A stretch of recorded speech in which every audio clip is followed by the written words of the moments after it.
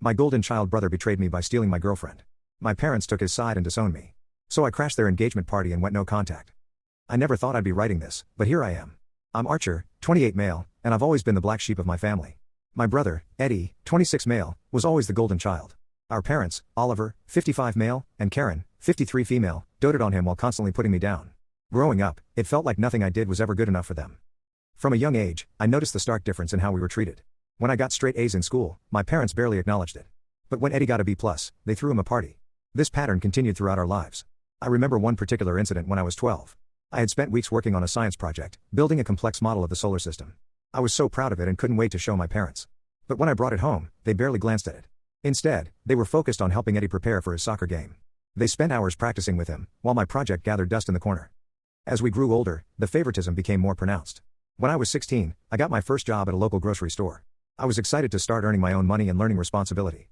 I worked hard, often taking extra shifts on weekends. One day, I proudly showed my parents my first paycheck. My dad just grunted and said, "Don't spend it all in one place," before turning back to the TV.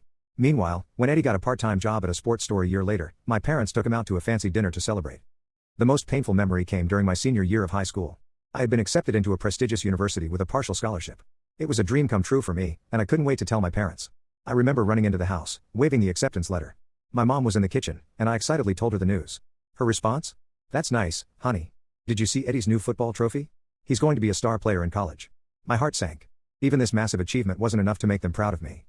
Despite the constant disappointment, I tried to maintain a relationship with my family.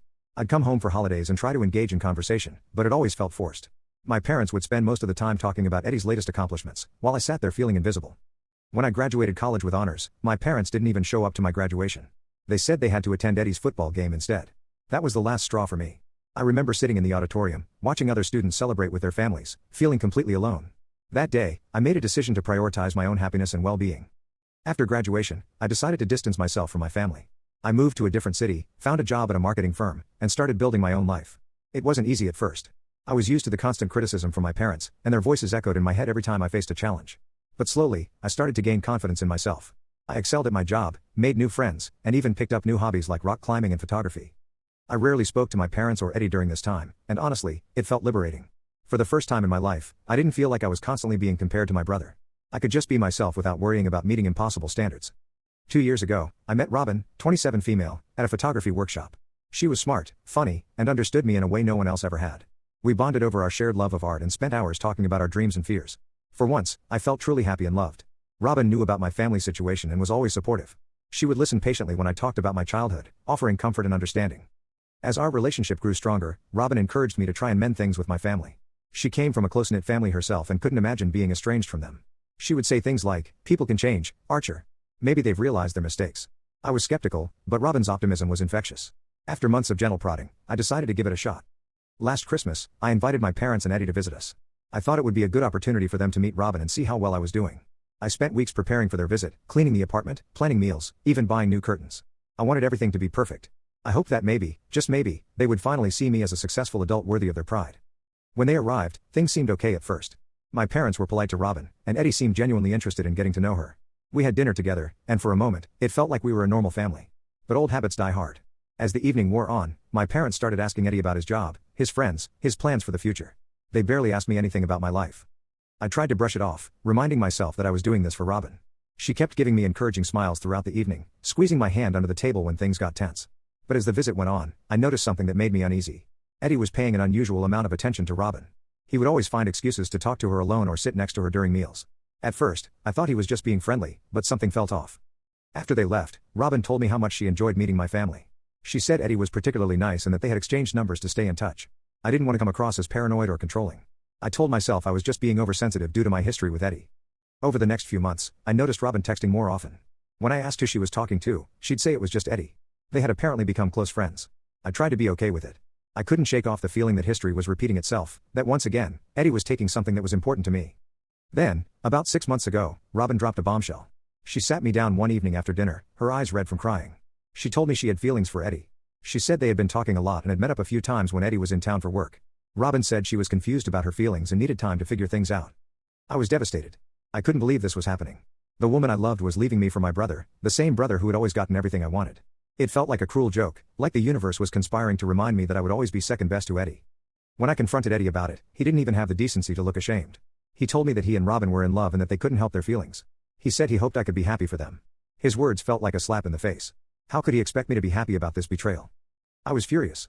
I told Eddie that he was dead to me and that I never wanted to see him again. I then called my parents, hoping that for once, they would take my side. But of course, they didn't. They told me I was being selfish and that I should be happy for Eddie and Robin. They said that if I truly loved Robin, I would want her to be happy, even if it wasn't with me. I couldn't believe what I was hearing. My own parents were defending the person who had stolen my girlfriend. They were once again choosing Eddie over me. That was the final straw. I told them they were terrible parents and that I was done with all of them. It's been 3 months since then. I've blocked all their numbers and social media accounts. I moved to a new apartment across town and threw myself into my work. But the pain and betrayal still feel fresh. Every time I see a happy couple on the street, I'm reminded of what I've lost. Every time I pass by a family restaurant, I think about the family I never really had. I can't help but wonder if there's something wrong with me.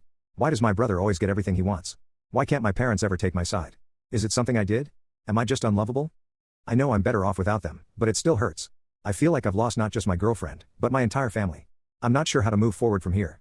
Part of me wants to reach out and try to make things right, but another part knows that they'll never change. Am I wrong for cutting them all out of my life? Should I try to forgive them? I just don't know what to do anymore. Some days, I'm angry. I want to confront them, to make them understand how much they've hurt me. Other days, I'm just sad. I miss the family I wish I had, the support I never received.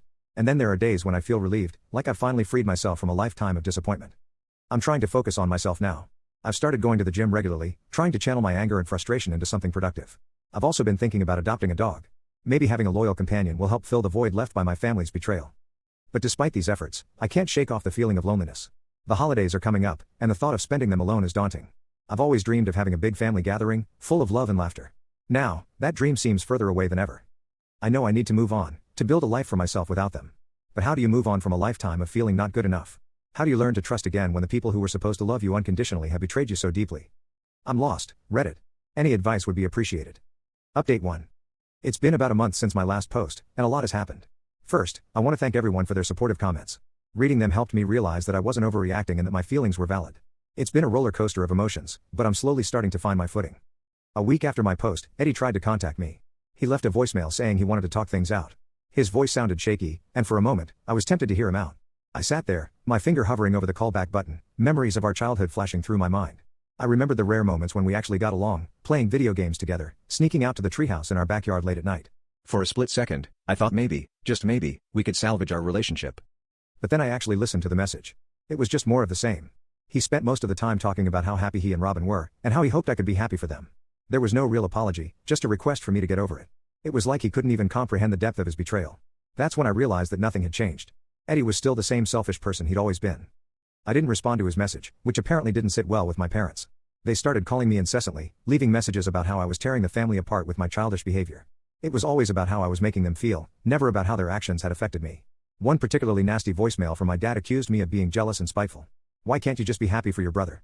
he yelled. "Why do you always have to make everything about you?" The irony of his words was not lost on me. Things escalated when they showed up at my workplace one day. I was in a meeting with a client when my assistant came in, looking flustered. She whispered that my parents were causing a scene in the lobby, demanding to see me. I had to excuse myself from the meeting to deal with them. It was mortifying. They were standing in the middle of the lobby, my mom in tears and my dad red-faced with anger. They were shouting about how I was breaking their hearts, how I was being unreasonable. Security had to escort them out. My boss was understanding, but it was still incredibly embarrassing. I spent the rest of the day fielding curious looks from my coworkers. That night, I sat in my apartment, feeling a mix of anger and sadness. I thought about all the times I'd tried to please my parents, all the times I'd swallowed my hurt feelings for the sake of family harmony. And for what? So they could show up at my workplace and humiliate me? I realized then that I needed to take more concrete steps to protect myself from their toxic behavior. The final straw came when I found out about the watch. It was my grandfather's watch, a beautiful vintage piece that had been in our family for generations. Grandpa had always been the one person in the family who seemed to understand me. He would listen to my problems, offer advice, and always had a warm hug ready when I needed it. Before he passed away, he had told me he was leaving the watch to me in his will. "You have a good heart, Archer," he had said. "I want you to have something to remember me by." When I called my mother to ask about the watch, thinking maybe I could at least have that one connection to my past, she dropped another bombshell. They had given the watch to Eddie as an early wedding gift. When I confronted my mother about it, she said that since Eddie and Robin were planning to get married, he needed it more than I did. Her casual dismissal of my grandfather's wishes felt like a slap in the face. It was as if they were erasing the one positive family connection I had left. That was when I realized that nothing was going to change. My parents would always prioritize Eddie over me, no matter what. They would always find a way to justify their actions, to paint me as the bad guy. I knew I needed to take drastic action to protect my mental health. So, I made a decision. I hired a lawyer and had them draw up a cease and desist letter. It felt strange, taking such a formal action against my own family. But as I sat in the lawyer's office, discussing the details of the letter, I felt a sense of empowerment. For once, I was taking control of the situation instead of just reacting to their actions. I sent the letter to my parents, Eddie and Robin, warning them that if they continued to contact me or show up at my workplace, I would pursue legal action. It was a hard decision, but I knew it was necessary. I couldn't keep living in fear of their next intrusion into my life. The letter seemed to work, at least for a while. The calls and messages stopped, and I finally had some peace. It was strange at first, the silence. I had grown so used to the constant drama that the quiet felt almost unnerving. But gradually, I started to appreciate it. I used this time to focus on myself. I started seeing a therapist to work through my feelings of betrayal and abandonment. It's been helpful to have someone validate my feelings and give me tools to cope with the pain. I also joined a local sports club, which has been a great way to meet new people and stay active. There's something therapeutic about hitting a tennis ball or running on a track, channeling all my pent-up emotions into physical activity. I've made a few friends there, people who know nothing about my family drama and just accept me for who I am. It's refreshing. However, just when I thought things were settling down, I received an invitation in the mail. My hand shook as I opened the envelope, instantly recognizing Eddie's handwriting. It was for Eddie and Robin's engagement party. I couldn't believe they had the audacity to invite me.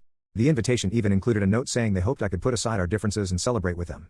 It felt like a slap in the face, as if all the pain they had caused me could be erased with a simple invitation. I was furious. I tore up the invitation and threw it away. But then I started thinking. Maybe I should go. Not to celebrate with them, but to finally confront them and get some closure. The thought of facing them all again makes me uneasy, but I feel like I need to do this. I need to stand up for myself, to make them understand the depth of their betrayal. I haven't decided yet what I'm going to do, but I'm leaning towards going. I've started drafting what I want to say, rehearsing it in front of the mirror. I want to be calm and composed, to show them that their actions haven't broken me. I want them to see that I'm strong enough to face them on my own terms. I know it might not change anything. They might still see me as the problem, still justify their actions. But at least I'll have said my piece. And who knows? Maybe seeing me stand up for myself will finally make my parents realize how they've treated me all these years. Or maybe it'll just be a disaster. Either way, I feel like I need to do this for myself. I'll update again after the party, if I decide to go. Wish me luck. I have a feeling I'm going to need it. Update 2. Well, I went to the engagement party, and it was intense, to say the least. I spent days preparing what I was going to say, rehearsing it over and over in my head. I was determined to keep my cool and not let them get to me. The party was at an upscale restaurant downtown. As I walked in, I could feel my heart pounding in my chest. I took a deep breath, straightened my tie, and stepped into the room. The chatter died down as people noticed me. I could see the shock on my parents' faces. They clearly hadn't expected me to show up. Eddie and Robin were standing together near the bar, looking uncomfortable. I walked straight up to them, ignoring the whispers from the other guests. My palms were sweating, but I kept my face neutral. I started by congratulating them on their engagement, which seemed to throw them off guard. Then, I launched into my prepared speech. I told them how their actions had hurt me, how betrayed I felt, and how disappointed I was in all of them. I explained how their constant favoritism had affected me throughout my life, and how this final act of betrayal was the last straw. I brought up specific incidents, the missed graduations, the forgotten birthdays, the constant comparisons to Eddie. My voice shook at times, but I kept going. To my surprise, Eddie actually looked ashamed. He tried to apologize, saying he never meant to hurt me. But I wasn't having it. I told him that his actions spoke louder than his words, and that I couldn't forgive him for what he'd done. Robin stood there silently, looking at the floor. My parents tried to intervene, telling me I was ruining Eddie's special day. That's when I lost it. I told them that they had ruined countless special days for me, and that for once, they needed to listen to how I felt.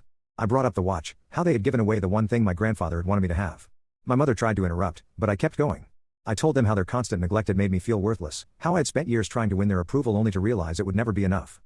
The whole room was silent as I spoke. When I finished, I felt a weight lift off my shoulders. I had finally said everything I'd been holding in for years. Without waiting for their response, I turned and walked out of the party. As I left, I could hear my mother calling after me, but I didn't look back. As I was leaving, I heard someone call my name. It was my aunt, my mom's sister. She caught up with me in the parking lot and told me she was proud of me for standing up for myself. She said she had always seen how unfairly I was treated but never had the courage to say anything. She hugged me and slipped me a piece of paper with her number, telling me to call her if I ever needed anything. That night, my phone was flooded with messages. Some family members were angry at me for causing a scene, while others expressed support and said they had no idea things were so bad. My cousin Jack, who had always been close to as a kid, sent a long message apologizing for not being there for me and asking if we could reconnect. My parents left a long voicemail, alternating between guilt-tripping me and demanding I apologize to Eddie. My father's voice was gruff with anger, accusing me of always trying to make everything about myself. My mother sounded like she'd been crying, asking how I could embarrass them like that in front of everyone. Eddie sent a text saying he was sorry and that he wanted to make things right. Robin didn't contact me at all. I haven't responded to any of them. I feel lighter, somehow. Like I've finally closed a chapter of my life that's been weighing me down for years. I know there will be fallout from this, but for the first time in a long time, I feel like I can breathe. I'm not sure what the future holds, but I know one thing for certain. I'm done letting my family dictate my happiness. From now on, I'm putting myself first. I've decided to take a week off work and go on a solo camping trip. I need some time to process everything that's happened and figure out my next steps. Being out in nature, away from all the drama, sounds perfect right now. Thank you all for your support throughout this. Your words of encouragement gave me the strength to face my family. I'll update again when I'm back from my trip. Update 3. It's been 6 months since the engagement party incident, and my life has changed dramatically. After my confrontation with my family, I decided it was time for a fresh start. I quit my job, sold most of my belongings, and moved to a new city on the other side of the country. The first few months were tough. Starting over in a new place with no support system was challenging, but it was also incredibly liberating. I found a new job at a small marketing firm that values creativity and individuality. It's a far cry from my old corporate job, and I love it. I rented a small apartment near a park, which has become my favorite place to unwind after work. I've kept in touch with my aunt, who's been incredibly supportive. She's become like a surrogate parent to me, offering advice and encouragement when I need it. We talk on the phone every Sunday, and her unwavering support has been a balm to my soul. Through her, I've heard bits and pieces about what's going on with the rest of the family. Apparently, my outburst at the engagement party caused quite a stir. Several family members who had witnessed the favoritism over the years but never said anything finally spoke up. This led to some heated arguments and even a few people taking sides. My cousin Jack, true to his word, has been reaching out regularly. We've been rebuilding our relationship, and it's been nice to reconnect with a part of my family that doesn't bring me pain. Eddie and Robin's wedding was apparently a tense affair, with several family members refusing to attend in solidarity with me. My aunt told me that there was a noticeable divide among the guests, with whispers and pointed looks throughout the ceremony. She said it was far from the joyous occasion my parents had envisioned. My parents, from what I hear, are struggling to understand why everyone is suddenly turning against them. They've reached out to me several times, leaving voicemails that range from angry tirades to tearful apologies. I haven't responded to any of them. Each time I see their name pop up on my phone, I feel a mix of anger and sadness, but I'm getting better at not letting it affect me. As for me, I'm doing better than I ever have. I've made new friends through a local hiking group, started dating again, casually for now, and even picked up a few new hobbies. I've been learning to play the guitar, something I always wanted to do but never had the confidence to try before. I've been seeing a therapist regularly, which has been incredibly helpful in processing everything that's happened and building my self-esteem. The other day, I received a letter from Eddie. In it, he wrote a long apology, acknowledging how his actions had hurt me and expressing regret for years of accepting preferential treatment from our parents. He said that losing me as a brother had made him realize what truly mattered in life. He ended the letter by saying he would understand if I never wanted to speak to him again, but that he hoped one day we might be able to reconcile. I'm not sure how I feel about his letter. Part of me wants to believe he's sincere, but another part of me is wary of being hurt again. For now, I've decided not to respond. Maybe someday I'll be ready to consider rebuilding a relationship with him, but that day isn't today. As I sit here writing this final update, I feel a sense of peace I've never experienced before. I'm no longer defined by my family's expectations or overshadowed by my brother. I'm just me, Archer, living life on my own terms. I'm learning to love myself, flaws and all, and to recognize my own worth without needing validation from others. To anyone out there struggling with similar family issues, I want you to know that it's okay to put yourself first. It's okay to walk away from toxic relationships, even if they're with family. It's not easy, but it's worth it. You deserve happiness and respect, and sometimes the only way to find that is to create it for yourself. Thank you, Reddit, for all your support throughout this journey. Your encouragement and advice have meant more to me than you could ever know. Here's to new beginnings and a future full of possibilities.